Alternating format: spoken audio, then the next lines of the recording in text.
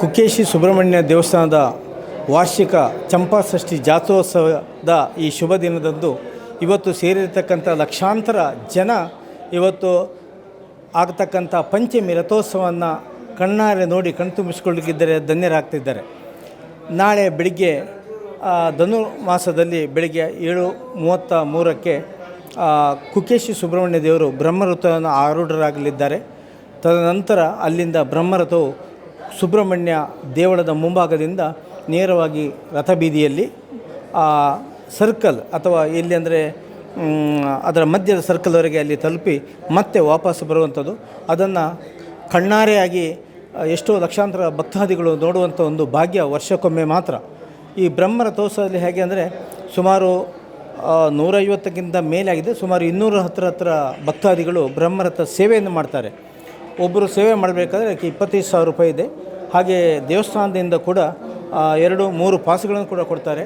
ಆ ಪಾಸುಗಳನ್ನು ನೀಡಿರ್ತಕ್ಕಂಥ ಸೇವಾರ್ಥಿಗಳು ಈ ಬ್ರಹ್ಮರಥವನ್ನು ಎಳೆಯುವಂಥದ್ದು ಪ್ರತೀತಿ. ಹಾಗೆ ದೇವಸ್ಥಾನದ ವ್ಯವಸ್ಥಾಪನಾ ಸಮಿತಿಯ ಅವರು ಮತ್ತು ದೇವಳದವರು ಮತ್ತು ಆಸುಪಾಸಿನವರಿಗೆ ಕೂಡ ಇಲ್ಲಿ ರಥೋತ್ಸವ ಎಳೀಲಿಕ್ಕೆ ಅವಕಾಶ ಇದೆ. ವೀಕ್ಷಿಸಲಿಕ್ಕೆ ಅಂತೂ ಬರ್ತಕ್ಕಂಥ ಲಕ್ಷಾಂತರ ಮಂದಿಗೆ ಅವಕಾಶ ಇದೆ.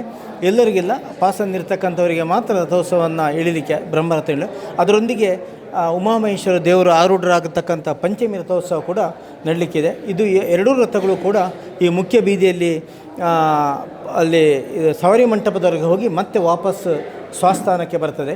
ವರ್ಷದಲ್ಲಿ ಒಮ್ಮೆ ಆಗ್ತಕ್ಕಂಥ ಈ ಬ್ರಹ್ಮರಥೋತ್ಸವ, ಚಂಪಾಷಷ್ಠಿ ಬ್ರಹ್ಮರಥೋತ್ಸವ, ಇದು ಬಹುಶಃ ಈ ರಥೋತ್ಸವಕ್ಕೆ ಬರಬೇಕು ಅಂತ ತಿಳ್ಕೊಂಡು ಎಷ್ಟೋ ಜನ ಲಕ್ಷಾಂತರ ಭಕ್ತಾದಿಗಳು ಕಾಯ್ತಾ ಇದ್ದಾರೆ.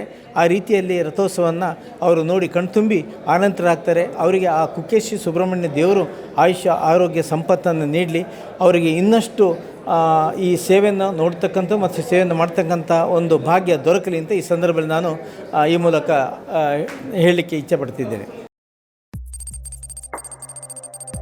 ವಸ್ತುನಿಷ್ಠತೆ, ವಿಶ್ವಾಸಾರ್ಹತೆ, ನಿಖರತೆಗಾಗಿ ನೋಡ್ತಾ ಇರಿ ನ್ಯೂಸ್ ಪುತ್ತೂರು, ಜನಮನದ ಪ್ರತಿಧ್ವನಿ.